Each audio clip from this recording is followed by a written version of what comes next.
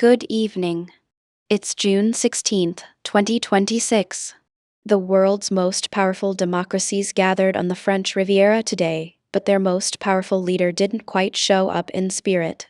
Donald Trump told G7 partners the Ukraine war has, quote, nothing to do with the United States, even as Ukrainian drones struck a Moscow oil facility mid-summit. Meanwhile, Trump's Iran nuclear deal is almost done, and Israel's Benjamin Netanyahu is in a corner. On the battlefield in eastern Ukraine, Russian attacks killed 4 more people, and Russia's casualty toll climbed by more than 1,200 in a single day. Back home, a billionaire's wallet defeated Trump's endorsement in Georgia.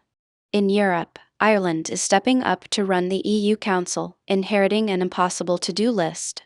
And in the Democratic Republic of Congo, health officials are bracing for what could be the worst Ebola outbreak in history. Here is what you need to know.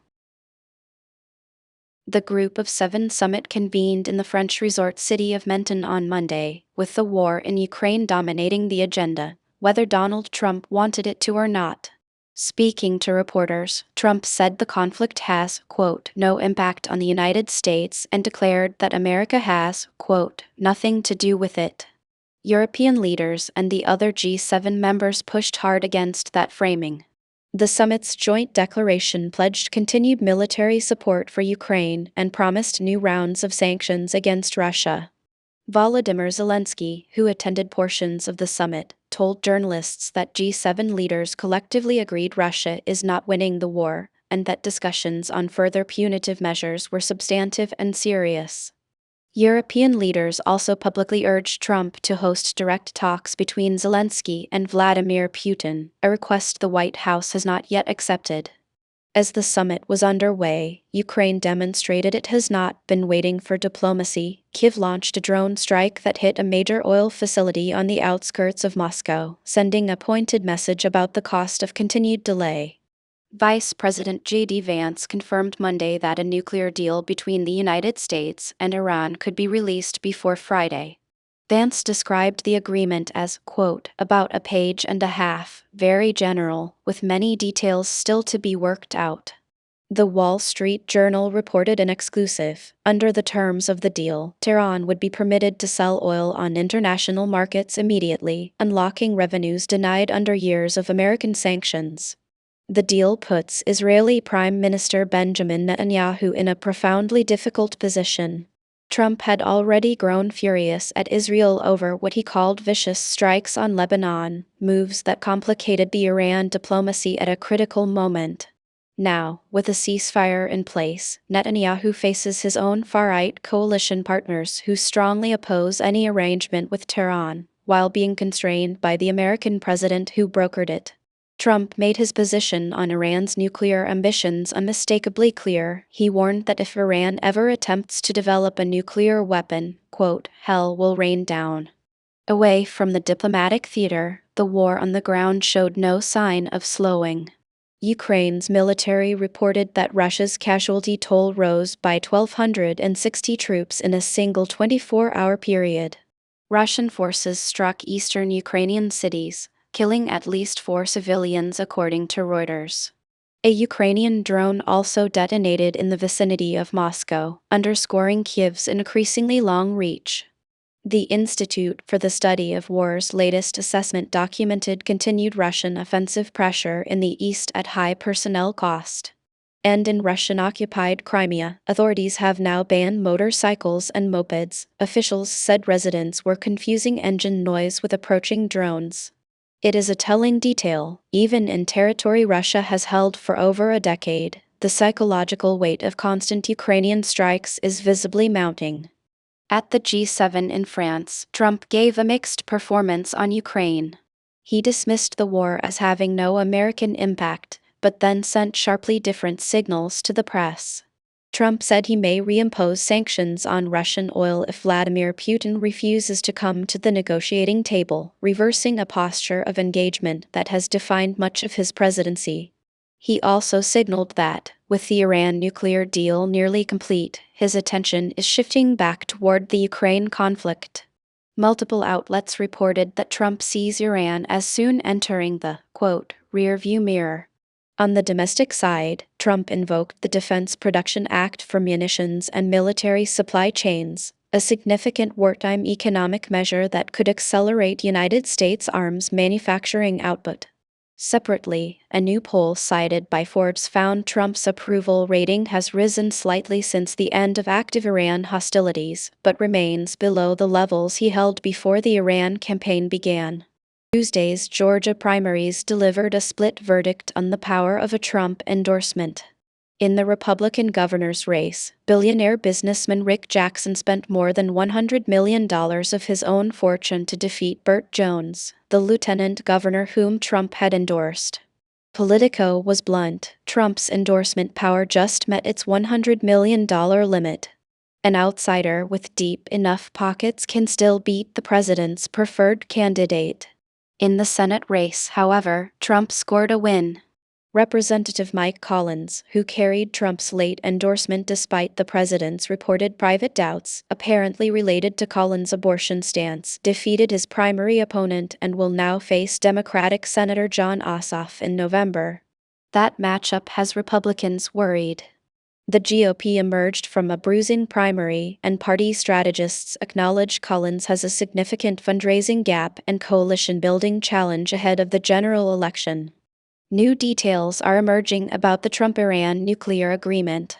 The Wall Street Journal, citing sources, reported that the deal allows Tehran to begin selling oil on international markets immediately, a significant economic concession Tehran has long demanded, and one with ripple effects on global energy prices.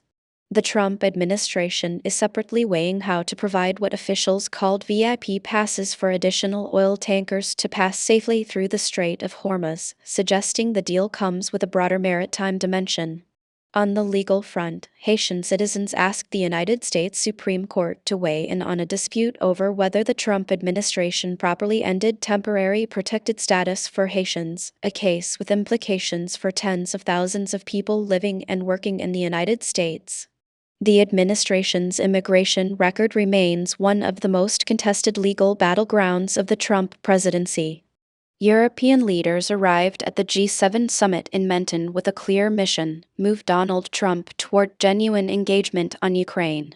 EU Foreign Policy Chief Kaja Kallas and other European heads of government lobbied publicly and privately for Trump to host direct negotiations between Volodymyr Zelensky and Vladimir Putin. The joint summit communiqué delivered on formal language, a pledge of continued military support for Ukraine and additional sanctions on Russia, with a push for Moscow to come to the table. The EU cannot compel Trump's hand, but it is working to align his interest in claiming a historic deal with what Europe strategically needs. There was cautious optimism in Brussels that a negotiated peace may now be closer than at any point since the invasion began, though officials were careful not to overpromise given the deep mistrust between Kiev and Moscow. European leaders left Menton having won declarations from Trump, but not yet the direct personal engagement they most need. Ireland assumes the rotating presidency of the European Union Council on the 1st of July, inheriting one of the most complex EU agendas in years. Politico EU's team laid out the full picture. Dublin must broker fierce negotiations on the next 7-year EU budget, the multi-annual financial framework from 2028 to 2034, which pits frugal northern member states demanding cuts against larger spenders who want more ambition. Ireland also faces a delicate defense balancing act as Europe confronts cyber attacks, infrastructure sabotage, and other hybrid threats. Dublin's traditional military neutrality is drawing scrutiny it has rarely faced before.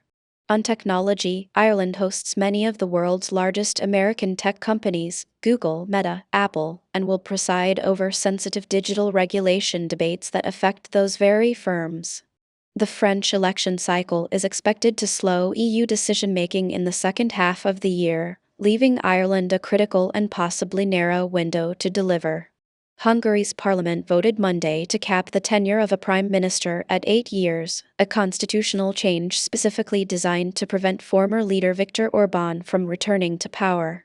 The vote fulfills a central promise of current Prime Minister Péter Magyar, whose opposition movement unseated Orbán's Fidesz party in a stunning election result earlier this year. Orbán, who served more than 15 years across 2 stints as prime minister, had been widely expected to attempt a political comeback. The constitutional amendment now closes that path, at least under current law. The move is the latest sign of Hungary's dramatic political realignment and marks a symbolic break from the years when Budapest was a most prominent source of friction inside the European Union over rule of law and democratic standards. Around the world in brief.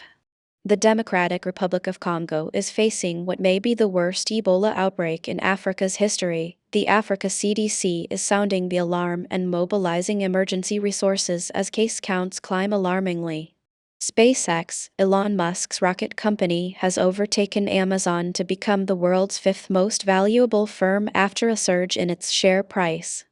India's government has banned Telegram, cutting off access for more than 150 million users. Telegram founder Pavel Durov called it collective punishment of an entire population. At the 2026 World Cup, Lionel Messi scored a hat-trick for Argentina against Algeria, equaling the all-time World Cup scoring record. Kylian Mbappé became France's all-time leading scorer with 2 goals in a win over Senegal. And Erling Haaland delivered 2 goals as Norway beat Iraq 4-1. The United States has held off adding China's DeepSeek artificial intelligence firm to its security blacklist, but more than 100 other Chinese companies have been flagged as national security risks. India's rice stocks climbed to a record high, with wheat inventories at a 5-year peak. Serena Williams will return to Wimbledon, receiving a doubles wildcard to play alongside her sister Venus. And finally, a new Reuters Ipsos poll finds that as the United States approaches its 250th birthday, a significant share of Americans doubt the country will survive another 250 years. That is your world briefing for Tuesday, the 16th of June, 2026. Thank you for watching 13-Minute News. All sources for everything you have heard are listed in the description below. This program was produced with the assistance of artificial intelligence.